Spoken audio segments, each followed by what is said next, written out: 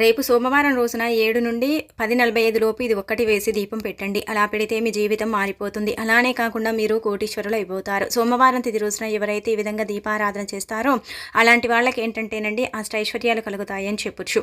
ఈ దీపం పెట్టడం వల్ల ఎంత చండాలమైన జాతకమైన సరే, ఎంత దరిద్రమైన జాతకమైన సరే మారిపోతుంది. జీవితంలో ఉండే కొన్ని రకాల కష్టాలు కూడా పోతాయని మనకు పురాణాలు చెబుతున్నాయన్నమాట. అందుకే ఈ విధంగా ఏంటంటే కనుక దీపారాధన చేసుకోండి. ఈ దీపం పెట్టడం వల్ల ఐశ్వర్యంతో పాటు చక్కటి అభివృద్ధి కూడా ఉంటుంది. దీపం గురించి మనందరికీ తెలిసిందే కదా. దీపం దారి చూపిస్తుంది. దీపం ఏంటంటే కనుక మన జీవితంలో ఉండే చీకటిని తీసేసి వెలుగుని తీసుకొస్తుంది. అలానే కాకుండా దీపం ఒక దారిలో నడిపిస్తుందని కూడా మనకు పురాణాలు చెబుతున్నాయి. దీపం పెట్టడం వల్ల ఏంటంటేనండి దరిద్రం పోతుంది, అభివృద్ధి ఉంటుంది, ఐశ్వర్యం కలుగుతుంది. అలానే కాకుండా జీవితంలో ఉండే కొన్ని రకాల సమస్యలు కూడా పోవటానికి అవకాశం అనేది ఉంటుందన్నమాట. అందుకే సోమవారం పెట్టే దీపానికి చాలా ప్రాధాన్యత ఇస్తారు. అలానే కాకుండా చాలా శక్తివంతమైన దీపంగా పరిగణిస్తూ ఉంటారనమాట. కాబట్టి మీరు ఈ విధంగా దీపారాధన చేస్తే మీకంతా కూడా మంచి జరుగుతుందని చెప్పొచ్చు. అందుకే ఈ విధంగా దీపారాధన చెయ్యండి. అసలు ఏం వేసి దీపం పెట్టాలో తెలుసుకునే ముందు ఒక చిన్న రిక్వెస్ట్ అండి. వీడియోని చివరి వరకు చూడండి. నచ్చితే లైక్ చేయండి. కొత్తగా చూస్తున్నట్టయితే సబ్స్క్రైబ్ చేసుకోండి. నార్మల్గా ఏంటంటే కనుక ఈ దీపం అండి శివుడికి అంకితం చేయబడే దీపం అని చెప్పొచ్చు. సోమవారం ఈ విధంగా దీపారాధన చేసుకుంటే మన జీవితంలో ఉండే దరిద్రాలన్నీ కూడా పోతాయన్నమాట. మనం ఏంటంటే జీవితం జాతకం బాగాలేనప్పుడు జాతక పరిశీలన చేయించుకుంటాం. దానికి తగ్గట్టుగా ఏంటంటే రాళ్ళు రత్నాలు ఇలాంటివి ధరిస్తూ ఉంటాము. అలాంటివి ధరించేంత స్తోమత అందరికి ఉండదు. చాలామంది ఇబ్బంది పడిపోతూ ఉంటారు. మా జీవితం బాగాలేదు, మా జాతకం బాగాలేదు, మేము ఏం చేస్తే అంటే బాగుంటాము అన్నట్టుగా ఏంటంటే ఇబ్బంది పడతారు కదా. అలా ఒక్కసారండి మీరేంటంటే కనుక మీ జీవితాన్ని మీ చేతులతో మీరు బాగు చేసుకోవడానికి, మీ జాతకంలో ఉండే రాహుకేతు దోషాలు, కుజ అంటే దోషము, అలానే కాకుండా శని ప్రభావాలు ఇవన్నీ కూడా పోయి మీకు మంచి జరగాలి, మంచి అద్భుతమైన ఫలితాలు రావాలి, చండాలమైన జాతకం నీచమైన జాతకం నుంచి మీరు మంచి జాతకానికి రావాలి, మారాలి అనుకునేవారు మాత్రం ఈ విధంగా దీపం పెట్టేసుకోండి, సరిపోతుందన్నమాట.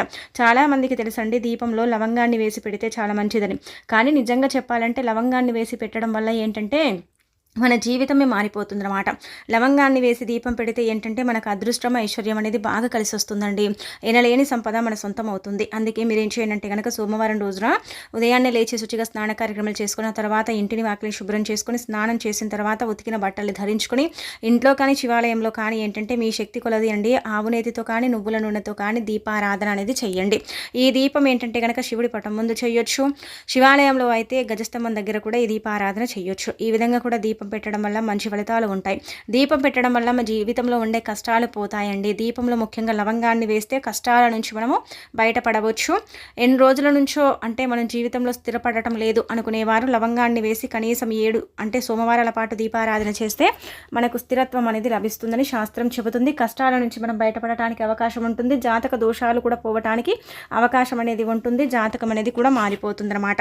ఇక ఆ తర్వాత సోమవారం రోజునండి మీరు దీపం పెట్టిన తర్వాత అలా మీకు కష్టాలు ఉంటే ఆ దీపం పెట్టుకోండి. అనంతరం వచ్చేసి ఏంటంటే కనుక ముఖ్యంగా యాలక్కాయని వేసి దీపం పెడితే కూడా జాతక దోషాలన్నీ కూడా పోతాయి. జాతకంలో ఉండే అనేక రకాల సమస్యల నుంచి మీరు బయటపడతారు. అద్భుతంగా మీకు కలిసి రావడానికి అవకాశం ఉంటుంది. కాబట్టి కష్టాలు తీరాలంటే లవంగాన్ని వేసి పెట్టండి. అలానే కాకుండా జాతకం మారాలంటే యాలక్కాయని వేసి పెట్టుకోండి. కానీ దీపం కొండెక్కిన తర్వాత ఎక్కడ పడితే అక్కడ ఈ వస్తువులను పడేయకూడదు. యాలకులు కావచ్చు, లవంగాలు కావచ్చు పడేయకూడదు. ఏదైనా ఒక చెట్టు మొదట్లో వేసుకోవాలి. అలా వేసేసి ఇంకా మనం వదిలేయాలన్నమాట. మనము ఏంటంటే ఉదయం దీపం పెట్టిన తర్వాత దీపం కొండెక్కిన తర్వాత మళ్ళీ ప్రమిదలో నూనె ఉంటుంది కదండి. అదే నూనెతో అదే ఒత్తితో ఏంటంటే దీపం పెట్టి అదే యాలక్కాయ అందులోనే ఉంచేసి ఆ దీపం మొత్తం పూర్తిగా అంటే ఇలా కొండెక్కిన తర్వాత తెల్లవారిన తర్వాత సోమవారం తెల్లవారిన తర్వాత అంటే మంగళవారం వస్తుంది కదా, ఆ రోజు అందులో మనం వేసుకున్న అంటే యాలక్కాయ కానీ లవంగాన్ని కానీ తీసేసి బయటపడేయండి. ఈ విధంగా చేయటం వల్ల ఆ పరమశివుడి యొక్క అనుగ్రహం కలుగుతుంది. అందుకే పరమశివుడికి ఏంటంటే కనుక ఈరోజు గన్నేరు పుష్పాలు కానీ లేదంటే కనుక మందార పుష్పాలు కానీ జిల్లెడు పుష్పాలతో కానీ బిల్వ అంటే పత్రాలతో కానీ మనము పూజ చేసుకోవాలి. అలా చేస్తే చాలా మంచిదన్నమాట.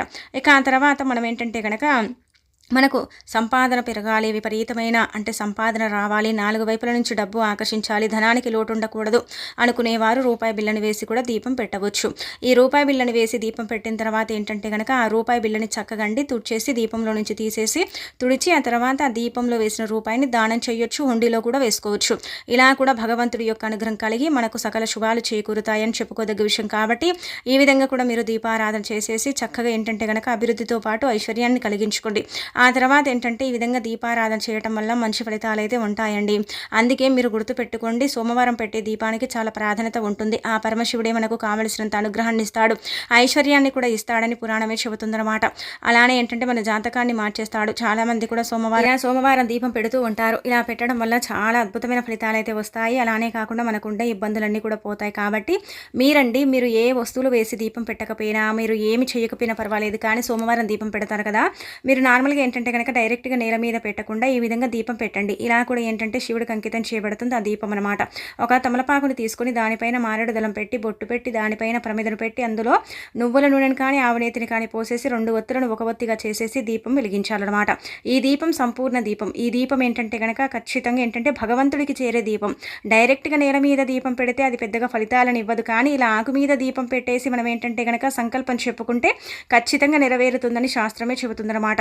అందుకే ఈ విధంగా ఏంటంటే దీపారాధన చెయ్యండి, చేసేసి ఫలితం పొందండి. అలానే కాకుండా ఏంటంటే దీపం అండి లక్ష్మీదేవి రూపంగా కూడా భావించబడుతుంది. దీప జ్యోతి లక్ష్మీదేవి అయితే దీపం ఏంటంటే కనుక శివుడిగా పరిగణించబడుతుంది. దీపంలో వేసే వస్తువులన్నీ కూడా పరమ పవిత్రమైనవి, చాలా శక్తివంతమైనవి. అలానే ఏంటంటే కనుక చాలా చాలా పవర్ని కలిగి ఉండే వస్తువులు అనమాట. ఈ వస్తువుల ద్వారా మనకి మంచి మేలు చేకూరటంతో పాటు అద్భుతమైన ఫలితాలు వస్తాయి. శివపార్వతుల అనుగ్రహంతో మనం పట్టిందల్లా బంగారం లాగా మారటానికి, మనకుండే ఇబ్బంది అంతా కూడా పోయి మన జీవితంలో మనం ఊహించని విధంగా అభివృద్ధిని చూసుకోవటానికి అవకాశం ఉంటుంది. చాలా వరకు కూడా అండి జాతకం బాగాలేనప్పుడు, జీవితం బాగాలేనప్పుడు మనము ఇబ్బంది పడిపోతూ ఉంటాం, బాధపడిపోతూ ఉంటాము. మనము ఏంటంటే ఎంత చేసుకున్నా కానీ మా తలరాత ఇంతే, మా జాతకం ఇంతే, మేము దరిద్రమని కొంతమంది అంటే వాళ్ళని వాళ్ళే తిట్టుకుంటూ ఉంటారు కదండి, మనం చూస్తూ ఉంటాము. అలా కాకుండా ఒక్కసారి మీరు ప్రయత్నించుకోండి. మీరు యాలక్కాయని వేసి దీపం పెడితే చాలా మంచిదండి, చాలా అదృష్టం అనమాట. ఈ దీపం ఏంటంటే చాలామంది శివాలయం ప్రాంగణంలో పెడుతూ ఉంటారు. మనకు అంటే వెళ్ళే వీలు ఉండదు, మనం వెళ్ళలేం కదా, అలాంటి వాళ్ళు ఇంట్లో కూడా పెట్టుకోవచ్చండి. ఇలా ఏంటంటే 1 వారానికి 2 వారాలకే మీ జాతకం పూర్తిగా మారిపోయి మీకు మంచి అభివృద్ధి ఉంటుందని కాదు, కనీసం మనకేంటంటే కనుక పరిహార శాస్త్రంలో ఈ విధంగా చెప్పబడుతుంది. 5 సోమవారాల పాటు ఏంటంటే కనుక దీపం కంటిన్యూగా పెట్టాలండి. అంటే మీరు గుర్తుపెట్టుకోండి, ఉదయం పూట పెట్టుకోండి, 7 గంటల నుంచి 10 గంటల 45 నిమిషాల లోపు దీపం పెట్టండి. కుదరకపోతే సాయంత్రం 6 నుంచి 7 గంటల 45 నిమిషాల మధ్య ప్రాంతంలో పెట్టుకోండి. ఉదయం పెడితేనేమో 7 నుంచి 10 గంటల లోపు అంటే 10:45 లోపు పెట్టండి. సాయంత్రం పెడితే 6 నుంచి 7:45 లోపు పెట్టుకోండి. ఈ విధంగా దీపారాధన చేసేసుకోండి. అలా చేయటం వల్ల అయితే మంచి ఫలితాలు ఉంటాయి. ఇలా దీపంలో వేసే వస్తువులకు కూడా అంతే ప్రాధాన్యత ఉంటుంది, అంతే మంచి ఫలితం కూడా లభిస్తుందని మనకు పురాణాలు చెబుతున్నాయి. కాబట్టి ఈ విధంగా దీపం పెట్టండి. ఇక ఆ తర్వాత మనం ఈ రోజులో ఏంటంటే కనుకనండి ఈ విధంగా ఈ చిన్న చిన్న నియమాలు ఆచరించుకుంటూ దీపారాధన చేసుకుంటే సరిపోతుంది. మీకు చాలా రోజుల నుంచి కూడా మా కోరిక తీరటం లేదండి, కోరిక తీరక మేము ఇబ్బంది పడిపోతున్నాం, ఎలాగైనా సరే మా కోరిక తీరాలండి, మాకు చాలా కోరికలు ఉన్నాయి కానీ ఆ కోరికలు ఏంటంటే కనుక సిద్ధింపబడటం లేదని బాధపడతారు కదా, అలాంటి వాళ్ళు ఏంటంటే ఇప్పుడు చెప్పే విధంగా ఈ పరిహారం చేసుకోండి. మీ కోరిక ఖచ్చితంగా తీరిపోయి మీరేంటంటే శివానుగ్రహాన్ని పొందుతారనమాట. కోరికలు తీరటానికి ది బెస్ట్గా పనిచేసే పరిహారం ఇప్పుడు చెప్పే పరిహారం. కోరిక అనేది ఏంటంటే కనుకనండి మానవ జీవితంలో సర్వసాధారణంగా ఉంటూనే ఉంటుంది. అయినప్పటికీ కూడా కోరిక అనేది తీరదు కదా, తీరక మనం కొన్నిసార్లు ఏంటంటే ఇబ్బంది పడిపోతూ ఉంటాము. అంటే కోరుకున్నది భగవంతుడు నెరవేర్చడని ఏంటంటే కనుక మనం ఏంటంటే నిరుత్సాహపడిపోతూ ఉంటాం కదా, అలాంటి వాళ్ళు ఏంటంటే కనుక ఈ విధంగా పరిహారం చేయటం వల్ల ఖచ్చితంగా కోరిక అనేది నెరవేరటానికి అవకాశం ఉంటుందని శాస్త్రం చెబుతుందన్నమాట. అందుకే ఒక రావి ఆకుని తీసుకోండి. రావి ఆకుని తీసేసుకున్న తర్వాత మీరు 5 యాలకులు తీసుకోవాలి. ఆ తర్వాత చిన్న అంగుళం ముక్క బెల్లాన్ని తీసుకోవాలి. ఇలా తీసేసుకున్న తర్వాత రావి ఆకు పైన మీ కోరిక రాయాలి. రాసిన తర్వాత అందులో చిన్న బెల్లం ముక్కని పెట్టేసి 5 యాలకులు పెట్టేసి కోరిక చెప్పుకొని శివుడి పటం ముందు పెట్టి సంకల్పం చెప్పుకోవాలి. అలానే కాకుండా మీ కోరికను తీర్చమని అడగాలి. కోరిక తీరుతుంది. అలానే ఆ భగవంతుడు మీ కోరికను స్వీకరిస్తాడు. బెల్లం నివేదనయ్యే పదార్థం కాబట్టి కోరిక తీరటానికి చక్కగా ఉపయోగపడుతుంది. చాలా చాలా అద్భుతమైన ఫలితాన్ని తెచ్చిపెడుతుందన్నమాట. ఈ విధంగా సంకల్పం చెప్పుకొని శివుడి పటం ముందు ఏంటంటే కనుక గంట సేపు కానీ లేదంటే అర్ధ గంట సేపు కానీ వదిలేయండి. అలా వదిలేసిన తర్వాత దీన్ని తీసుకెళ్ళి ఏంటంటే కనుక శివాలయం ప్రాంగణంలో పెట్టేసి మీరు ఏంటంటేనండి వెనక్కి తిరిగి చూడకుండా వచ్చేయండి. ఇలా చేయటం వల్ల ఖచ్చితంగా కోరిక తీరుతుందన్నమాట. రావి ఆకు పైన మీరు రాసేటప్పుడు ఒక కోరిక మాత్రమే రాయాలి. 10 కోరికలు రాస్తే మీ కోరికలు తీరవు. కాబట్టి ఏంటంటే ఒక కోరిక రాసేసుకుని అక్కడ పెట్టేసి ఇంకా వదిలేసుకోండి. ఇలా చేయటం వల్ల కూడా ఆ భగవంతుడి యొక్క ఆశీస్సులతో మీ కోరికలు తీరే అవకాశాలు ఉంటాయి. మీరు కుబేరులాగా మారే అవకాశాలు కూడా ఉంటాయని శాస్త్రాలే చెబుతున్నాయి అన్నమాట. శాస్త్రాల్లో ఈ పరిహారానికి చాలా ప్రాధాన్యత ఇవ్వబడుతుంది. కాబట్టి మీరేంటంటే కనుక సోమవారం పూట ఈ పరిహారం ఎప్పుడైనా చేయొచ్చు. దీనికంటూ సమయం అంటూ ఏమీ లేదు కాబట్టి ఎప్పుడు చేసుకున్నా కానీ ఫలితం వస్తుందన్నమాట. ఆ ఫలితాన్ని మీరు చూడగలుగుతారు, మీరు చూసి ఆశ్చర్యపోతారు. అందుకే ఏంటంటే కనుకనండి చక్కగా ఉపయోగపడే పరిహారం. గవర్నమెంట్ ఉద్యోగం రావాలన్నా, ఇతర ఉద్యోగాలు రావాలన్నా, చిన్న చిన్న వ్యాపారాలు మీరు చేసుకోవాలన్నా, మీకు అనుకూలించాలన్నా, ఇబ్బంది లేకుండా ఉండాలన్నా సరేనండి, చక్కగా మీకు ఏంటంటే కనుక సిద్ధింపబడే పరిహారం అని చెప్పొచ్చు. కోరికల్ని తీర్చుకోవటానికి ఏంటంటే కనుక ఈ పరిహారం బాగా పనిచేస్తుంది, పర్ఫెక్ట్గా మీకు ఉపయోగపడుతుంది, చాలా చాలా మంచి రిజల్ట్ని తెచ్చిపెడుతుంది. కాబట్టి ఖచ్చితంగా ఈ విధంగా ఏంటంటే కనుక కోరికలు తీరటం లేదని బాధపడేవారు రావి ఆకు మీద బ్లాక్ స్కెచ్ మార్కుతో కానీ, లేదంటే వేరే పెన్నులు ఏవైతే ఉంటాయో వాటితో రాసేసి వాటిపైన ఈ యాలకులు బెల్లాన్ని పెట్టేసి శివుడి పటం ముందు పెట్టి ఆ తర్వాత తీసుకెళ్లి శివాలయం ప్రాంగణంలో వదిలేయాలి. ఒకవేళ శివాలయం దగ్గరలో లేకపోతే మీకు ఏవైనా వృక్షాలు ఉంటాయి కదా, అంటే దేవతా వృక్షాలుగా పరిగణిస్తాం కదా, రావి చెట్టు, మర్రి చెట్టు, అలానే కాకుండా వేప చెట్టు, అరటి చెట్టు, మందార చెట్టు, ఇలాంటివి ఏ చెట్లు ఉంటే ఆ చెట్ల దగ్గర కూడా ఏంటంటే కనుక వదిలేసి రావచ్చు. అలా రావటం వల్ల కూడా మన కోరిక అనేది తీరుతుంది. వెంటనే ఫలితం అయితే రాదు. ఇక్కడ ఈ విషయం మాత్రం మీరు గుర్తుపెట్టుకోండి. వెంటనే ఫలితం అనేది రాదనమాట, కొంచెం సమయం పడుతుంది. ఎంత సమయం పడుతుందని కూడా మీరు అనొచ్చండి. మనకు 48 గంటలు పట్టొచ్చు, వారం రోజులు పట్టొచ్చు, 11 రోజులు కూడా పట్టొచ్చు. ఇలా మనకు ఏంటంటే కనుక ఈ విధంగా ఏంటంటే మన యొక్క కోరిక అనేది తీరుతుంది, మనకంతా కూడా మంచి జరుగుతుంది. కోరికలు తీరి మనం కుబేరులాగా మారిపోయి ఆ భగవంతుడి యొక్క అనుగ్రహాన్ని పొందడానికి కూడా అవకాశం ఉంటుంది. కాబట్టి మీరేంటంటే ఈ విధంగా పరిహారం చేసేసి ఫలితం పొందండి, మీ జీవితాన్ని మార్చుకోండి, కోరికల్ని తీర్చుకోండి, కోరికలు అనేవి లేకుండా చేసేసుకోండి. చాలామంది కూడా ఈ పరిహారం చేస్తారని, పరిహారం చేసేసి చాలామంది కూడా ఫలితాలను పొందారని శాస్త్రమే చెబుతుందన్నమాట. అందుకే శాస్త్రాల ప్రకారం ఈ పరిహారానికి చాలా ప్రాధాన్యత ఇవ్వబడుతుందన్నమాట. ఈ పరిహారం ద్వారా ఏంటంటే కోరికలు తీరటమే కాదు, మనం కుబేరులాగా మారటానికి కూడా అవకాశం ఉంటుంది. అంతటి శక్తి ఈ పరిహారానికి ఉంటుందన్నమాట. అందుకే సోమవారం రోజున చాలామంది కూడా పరిహారాలను, విధి విధానాలను ఆచరిస్తూ ఉంటారండి. అలా చేయటం వల్ల మనకు ఉండే కొన్ని ఇబ్బందులు పోయి ఆ భోలాశంకరుడి యొక్క అనుగ్రహం కలుగుతుంది. అందుకే సోమవారం అండి మీరు ఏం చేయకపోయినా మీకు ఎలాంటి ఇబ్బంది లేకుండా మీరు అంటే జీవితంలో ముందుకు వెళ్ళాలి, చాలా వరకు కూడా సక్సెస్ని చూడాలనుకుంటారు కదా, అలాంటి వాళ్ళు ఏంటంటే కనీసం అండి 11 బిల్వ దళాలను సోమవారం రోజున శివుడికి సమర్పించండి. ఇలా చేయటం వల్ల మంచి ఫలితాలను చూస్తారు. శివుడికి అభిషేకం చేసేటప్పుడు ధనాభివృద్ధి జరగాలంటే కనుక సుగంధ్రాలతో అభిషేకం చేయాలి. చెంబడి నీటిని తీసుకుని అందులో 5 చుక్కల రోజ్ వాటర్ కానీ లేదంటే కనుక అత్తర్ని కానీ పోసేసి ఆ నీటితో అభిషేకం చేస్తే పరమశివుడి యొక్క అనుగ్రహం కలిగి సంపద చేకూరుతుంది, అభివృద్ధి బాగుంటుంది, ధనం వస్తుంది, ధనానికి సంబంధించిన సమస్య అంతా కూడా పోయి మనకి ఇబ్బంది అనేది తొలగిపోవడానికి అవకాశం ఉంటుంది. కాబట్టి నీళ్లతో కానీ, పంచామృతాలతో కానీ, పాలతో కానీ, తేనెతో కానీ, ఇలా అత్తరు నీటితో కానీ, రోజ్ వాటర్తో కానీ, నార్మల్ నీళ్లతో కానీ, గంగాజలంతో కానీ మీరేంటంటే కనుక శివుడికి అభిషేకం చేసుకోండి. ఆ పరమశివుడి యొక్క అనుగ్రహం కలిగించుకొని మీకు ఉండే ఇబ్బంది అంతా కూడా తొలగించుకోండి. మీరు చక్కగా ఏంటంటే కనుక ఎదుగుదలని కూడా మీరు మీ సొంతం చేసుకోండి. ఇలా ఏంటంటే మీకు ఈ విధంగా కూడా పరిహారాలు ఉపయోగపడతాయి, చాలా అద్భుతంగా అంటే పరిహారాలు సిద్ధిస్తాయని చెప్పొచ్చండి. కాబట్టి ప్రయత్నించుకోండి.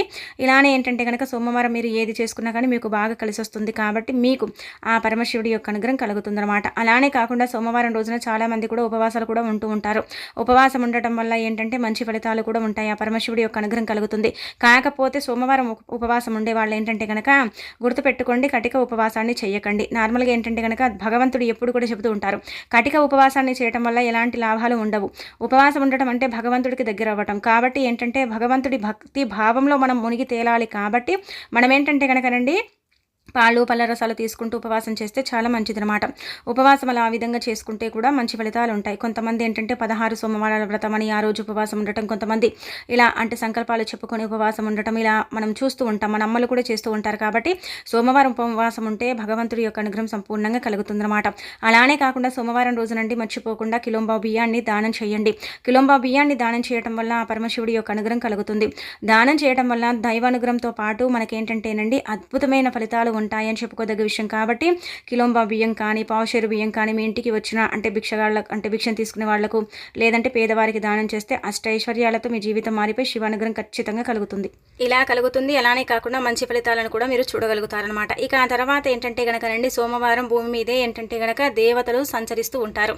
అంటే సోమవారం అని కాదు, నార్మల్గా ఏంటంటే సాయంత్రం సంధ్యా సమయంలో భూమి మీదే దేవతలు అంటే ఇలా సంచరిస్తూ ఉంటారు. కాబట్టి గుమ్మం దగ్గర ఇది చల్లటం వల్ల అద్భుతమైన ఫలితాలు వస్తాయన్నమాట. అందుకే ఒక గాజు గ్లాస్ని తీసుకుని అందులో 5 చుక్కల అత్తరు, కొంచెం పచ్చకర్పూరం, అలానే కాకుండా కుంకుమ పసుపు కలిపేసి మీరేంటంటే కనుకనండి గుమ్మం దగ్గర చల్లండి.